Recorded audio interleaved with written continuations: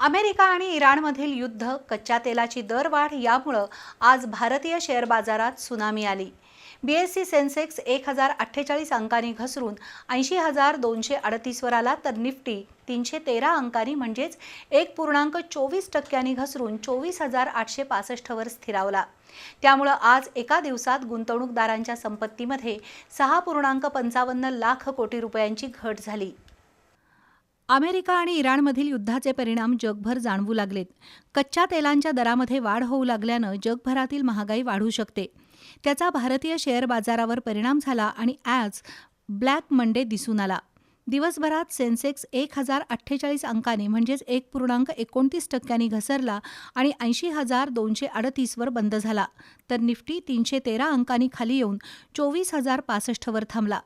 दिवसभरात सेन्सेक्समधील 30 पैकी 27 कंपन्यांचे शेअर्स घसरले. सर्वाधिक घसरण सन फार्माची झाली. याशिवाय भारती एअरटेल, महिंद्रा अँड महिंद्रा, बजाज फिनसर्व, इंडिगो हे शेअर्ससुद्धा घसरले. परिणामी आज एका दिवसात गुंतवणूकदारांचं तब्बल 6.55 लाख कोटी रुपयांचं नुकसान झालं. बाजार गडगडतो त्यावेळी गुंतवणूकदारांनी संयम बाळगणं गरजेचं असतं. त्यामुळे सध्या खऱ्या अर्थानं पुन्हा एकदा शेअर मार्केटमधील गुंतवणूकदारांची कसोटीची वेळ आहे.